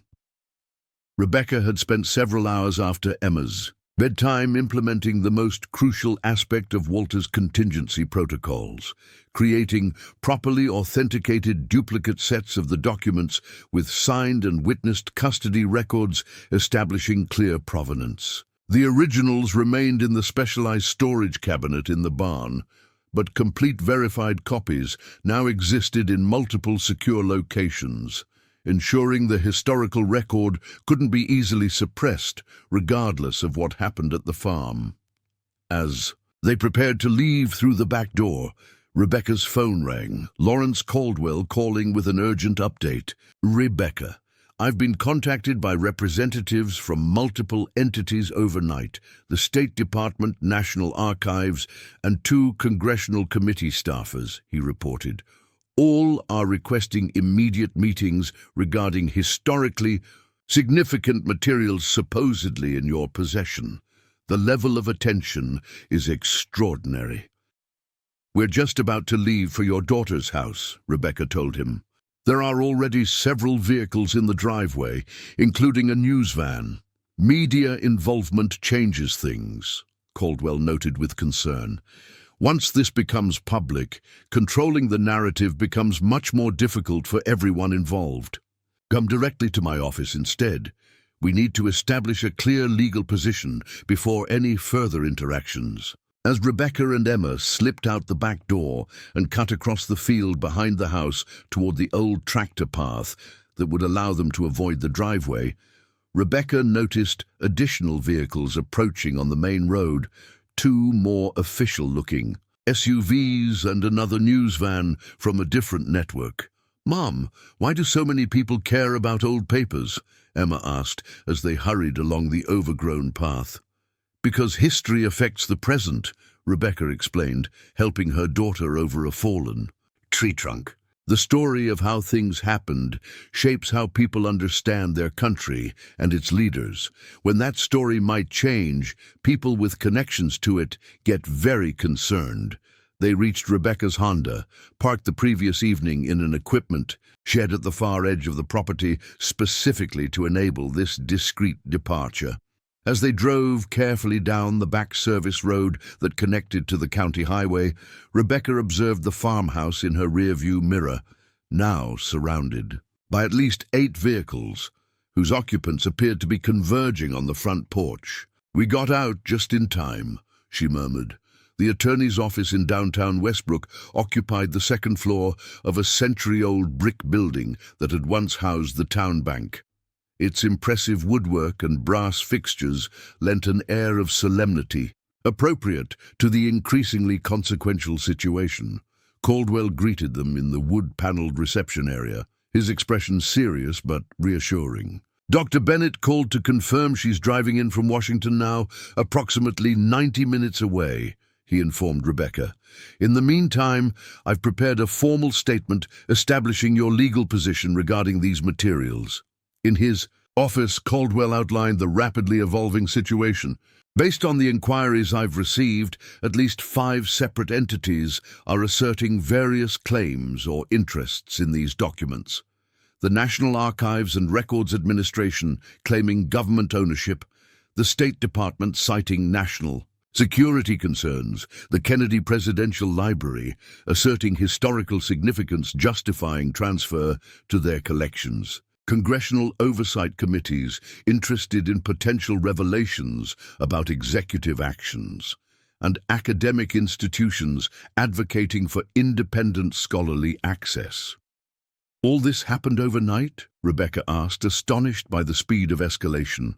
"The intense interest suggests these documents touch on historically sensitive matters that remain relevant to current institutional reputations," Caldwell explained. "What exactly do they contain that would generate such immediate attention?" Rebecca hesitated, then decided to trust the attorney with the full truth. "They document unofficial back-channel negotiations during the Cuban Missile Crisis that contradict the established historical narrative. According to my grandfather's records, the actual resolution involved more significant American concessions than publicly acknowledged. But the official story was constructed to appear as Soviet capitulation to American strength." Caldwell absorbed this information thoughtfully. That would explain the multifaceted interest. Such revelations potentially reframe understanding of presidential decision-making during crisis moments, affecting historical legacies and institutional reputations. Their discussion was interrupted by Caldwell's assistant announcing Dr. Catherine Bennett's arrival. The historian entered with brisk efficiency, a woman in her late 50s with silver-streaked dark hair and alert eyes that assessed the room's occupants quickly. "Ms. Miller, Catherine Bennett. Given the circumstances, I think we should proceed immediately with examination of these materials." While Emma remained in Caldwell's outer office with a legal assistant who thoughtfully provided books and snacks, Rebecca led Dr. Bennett and Caldwell into the conference room where she had prepared the document copies for examination. The historian immediately donned white cotton gloves from her briefcase and began a methodical assessment, examining paper stock, typewriter impressions, ink characteristics, and signature patterns with professional focus. After nearly an hour of careful study, comparing the documents against reference materials she had brought, Dr. Bennett finally looked up. These appear authentic, based on preliminary examination. The paper stock matches State Department diplomatic cable materials from the period. The typewriter impression patterns are consistent with models used at the Moscow Embassy in 1962. The signatures, particularly Robert Kennedy's on the addendum agreement, match verified examples from diplomatic communications of that specific week. She removed her glasses, expression serious. If these are fabrications, they're extraordinarily sophisticated ones, requiring access to period-appropriate materials and expert knowledge of minute details. My professional assessment is that they are genuine diplomatic communications from October 1962. And their historical significance, Rebecca prompted. Dr. Bennett chose her words carefully. If authentic, these documents fundamentally alter our understanding of how the Cuban Missile Crisis was resolved. The established narrative emphasizes Soviet withdrawal without reciprocal, American concessions beyond non-invasion, pledges regarding Cuba. These materials suggest significant additional American concessions were made through unofficial channels, including Jupiter missile withdrawals from Turkey and Italy that were publicly characterized as unrelated decisions months later. She continued, with growing academic excitement. Most significantly, these documents reveal that both Kennedy and Khrushchev agreed to construct public narratives that concealed the mutual nature of the concessions, allowing both leaders to claim stronger positions domestically than they had actually achieved. It's a remarkable example of how Cold War historical narratives were shaped by political necessities. And that's why everyone from government agencies to media organizations suddenly converged on the farm this morning, Rebecca concluded. Precisely, Bennett confirmed. These documents potentially reframe public understanding of a pivotal Cold War moment that has been central to American political mythology for 60 years. The idea that resolute American strength forced Soviet capitulation during nuclear brinkmanship. The actual mutual concessions and narrative management revealed here present a more nuanced reality. The discussion was interrupted by Caldwell's assistant, knocking urgently. "Mr. Caldwell, there are representatives from multiple federal agencies in the reception area demanding to speak with Ms. Miller immediately. They're citing various national security provisions and records preservation statutes." Caldwell's expression remained composed despite the pressure. "Inform them that Ms. Miller is currently engaged in proper academic authentication of historical materials with a qualified expert, as is her right. Any legal documents they wish to present must be properly served through appropriate channels." As the assistant departed, Caldwell turned to Rebecca. "We need to establish a clear strategy. Once you allow initial government examination of these materials, you may lose control of the narrative and potentially the documents themselves," Dr. Bennett interjected with academic perspective. "Historical transparency should be the primary consideration. These documents belong in the public domain, with proper scholarly contextualization, not suppressed for political convenience. Your grandfather preserved them specifically for eventual disclosure when sufficient time had passed." Rebecca considered their perspectives while reflecting on Walter Miller's own written thoughts about his ethical obligations. The competing pressures now converging on this small-town law office mirrored the larger tensions between institutional narrative control and historical transparency that her grandfather had wrestled with for decades. While they deliberated, Rebecca's phone chimed with a news alert. The situation had already escaped containment. National media were reporting on explosive historical documents discovered in Pennsylvania farmhouse that potentially rewrite Cuban Missile Crisis history. The alert included helicopter footage of the Miller farm, now crowded with vehicles, including 2 television broadcast trucks with satellite uplinks. "It's gone public," Rebecca noted, showing the others her phone. "Whatever decision we make now happens in the spotlight." The realization crystallized her thinking.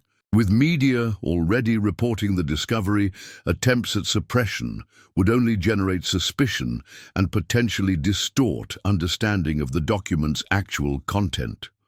Walter's careful preservation and authentication protocols hadn't been designed for continued secrecy, but for eventual responsible disclosure once sufficient time had passed. "I think we need to take a proactive approach," she decided, "a transparent process that honors both historical accuracy and my grandfather's clear intentions."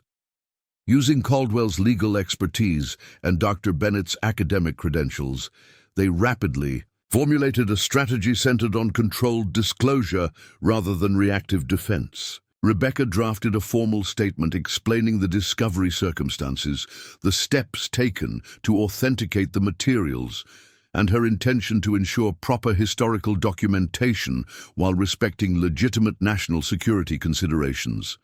As pressure mounted outside Caldwell's office, now including state political representatives, additional media organizations, and academic institutions offering support, Rebecca implemented their strategy. Rather than meeting separately with competing interests seeking privileged access, she proposed a transparent authentication process observed by representatives from key stakeholders: the National Archives, Kennedy Presidential Library, academic historians, and yes, relevant government agencies. This approach honors historical truth while acknowledging institutional concerns, Caldwell explained to the assembled representatives now crowded into his firm's largest conference room. Ms. Miller proposes a cooperative authentication protocol, followed by proper archival preservation and scholarly access according to established historical document standards. The initial resistance from government representatives gradually shifted as they recognized the inevitability of disclosure. Given media attention and the clear legal position Caldwell had established regarding Rebecca's rights as the document's custodian, by late afternoon, a framework agreement had emerged. The documents would undergo formal multi-institutional authentication, followed by authorized academic publication with appropriate historical contextualization. As these negotiations proceeded, Rebecca received an unexpected call from David Harrington, Walter's former State Department colleague who had visited the previous day. "Ms. Miller, I understand things have accelerated dramatically," he began without preamble. "May I offer some relevant perspective before final decisions are made?" Rebecca stepped away from the conference room, intrigued by his timing. "I'm listening, Walter, and I discussed these documents extensively during his final years," Harrington explained. His concern was never about suppressing historical truth, but ensuring it was presented with appropriate context. The back-channel negotiations he witnessed saved millions of lives by providing both leaders face-saving alternatives to nuclear confrontation. The narrative management wasn't merely political convenience, but practical necessity during an extraordinarily dangerous moment. "That aligns with his journal entries," Rebecca acknowledged. "He would have approved of your approach, transparent in process rather than either sensationalized revelation or continued suppression," Harrington continued. "But he would have emphasized one additional element, acknowledging that sometimes, in moments of existential crisis, leaders need operational flexibility that includes managing public narratives to prevent dangerous escalation." Rebecca considered. This perspective, recognizing its resonance with Walter's own ethical wrestling as documented in his journals. Thank you for sharing that insight. It's an important dimension of the historical context. By evening, with Emma asleep in an improvised bed in Caldwell's office, the framework agreement had been finalized. The documents would be transferred to the National Archives for immediate physical preservation, with copies maintained by the Kennedy Library and Georgetown University's Center for Cold War Studies. A joint academic governmental team would prepare appropriate historical contextualization, with publication scheduled following a 30-day review period. Most importantly, from Rebecca's perspective, the agreement acknowledged Walter Miller's crucial role in preserving this historical record and respected his clear intention that these materials eventually enter the public domain with proper context. A formal statement recognized his service to historical truth alongside his professional dedication during the diplomatic crisis itself. As media coverage intensified, now featuring historical experts discussing the potential significance of these lost Cuban Missile Crisis documents, Rebecca found herself unexpectedly centered in a national conversation about historical transparency, narrative management during crisis moments, and the public's right to eventually know the full context of pivotal historical events. Dr. Bennett, preparing to depart after the intensive day of negotiations, offered a historian's perspective on what Rebecca had set in motion. What your grandfather preserved wasn't just documents, but a more complex understanding of how history actually unfolds. The necessary compromises, the narrative management, the gap between public perception and operational reality during crisis moments. That's a profound contribution to historical understanding. The following morning, under the glare of national media attention, Rebecca formally transferred the original documents to the National Archives representatives who had been designated as initial custodians under the framework agreement. The ceremony, conducted on the front porch of Walter Miller's farmhouse, provided powerful visuals for the news coverage. An ordinary woman ensuring historical transparency despite extraordinary institutional pressure. As cameras recorded the moment, Rebecca made a brief statement honoring her grandfather's legacy. Walter Miller witnessed history being made and chose to preserve a complete record for future generations. He understood that while immediate security concerns might require narrative management during crisis moments, historical truth eventually deserves to be known in its full complexity. Today, we honor both his service during those dangerous days and his commitment to historical transparency. In the weeks that followed, Rebecca and Emma returned to Maryland, their lives forever changed by the unlikely inheritance that had connected them to pivotal historical events. The farm remained in Rebecca's possession, its value now enhanced by historical significance, which ironically resolved the financial pressures that had initially made the inheritance so necessary. Media attention gradually shifted from the discovery circumstances to the historical implications, with scholars and political analysts debating the document's significance for understanding Cold War crisis management. Some emphasized the pragmatic necessity of narrative management during nuclear brinkmanship, while others focused on public accountability and historical transparency.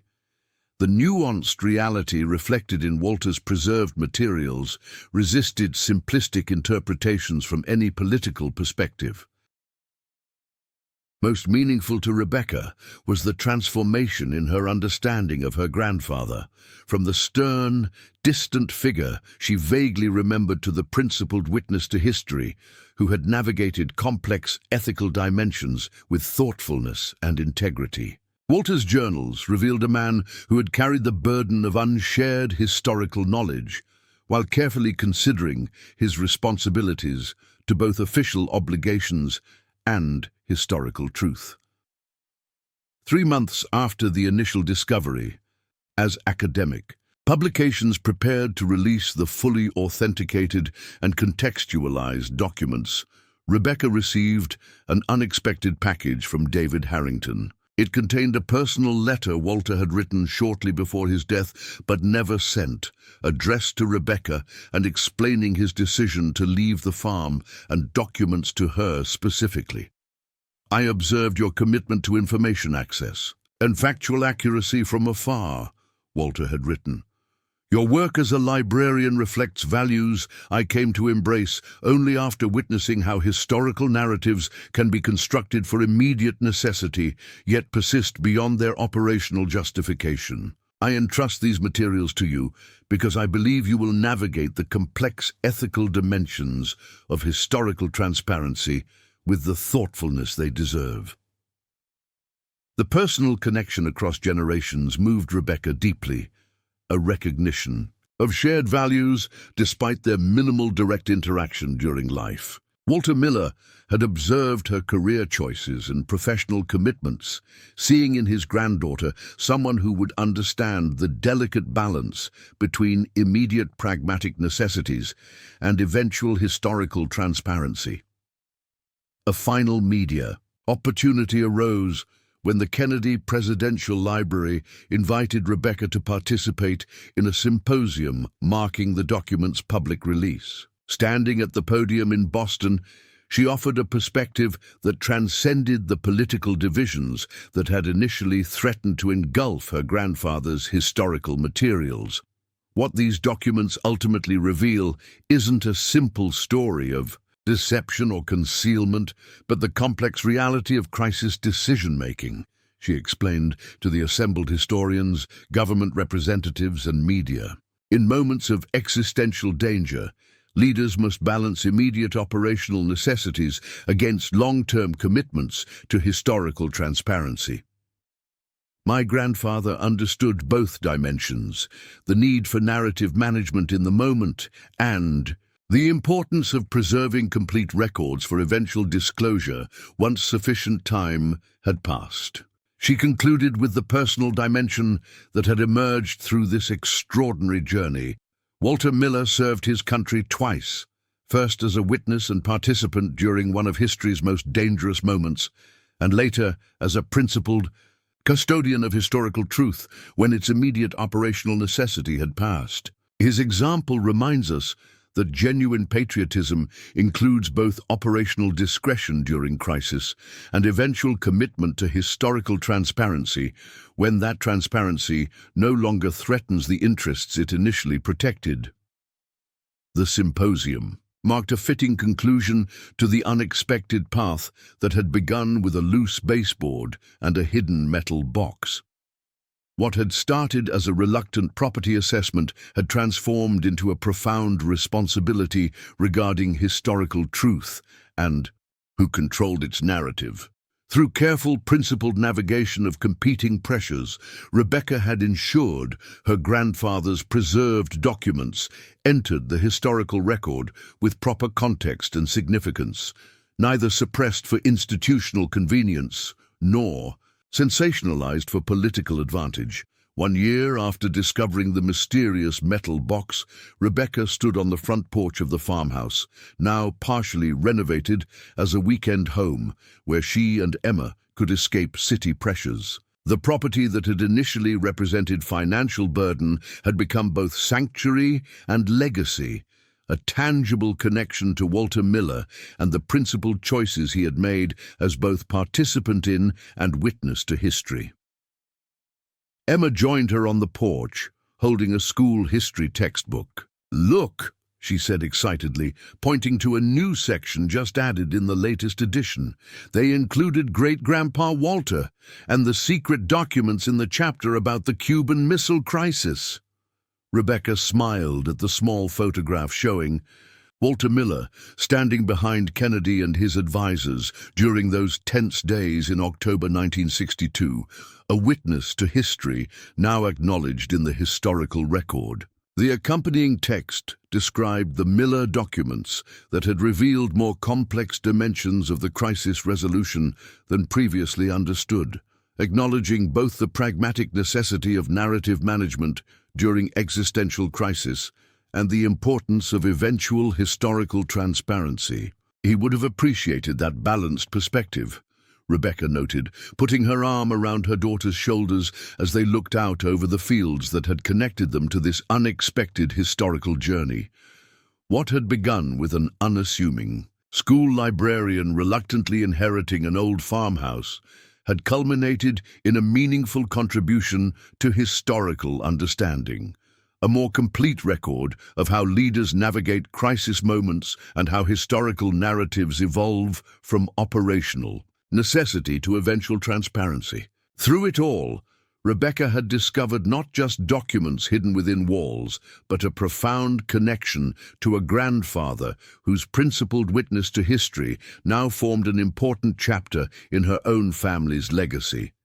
The political firestorm had eventually yielded to historical illumination, transforming both public understanding of a pivotal Cold War moment and Rebecca's understanding of her own family heritage. Walter Miller's carefully preserved documents had finally fulfilled their purpose, ensuring that historical truth eventually emerged in its full complexity when the time was right for its revelation. Up next, you've got two more standout stories, right on your screen. If this one hit the mark, you won't want to pass these up. Just click and check them out. And don't forget to subscribe and turn on the notification bell so you don't miss any upload from us.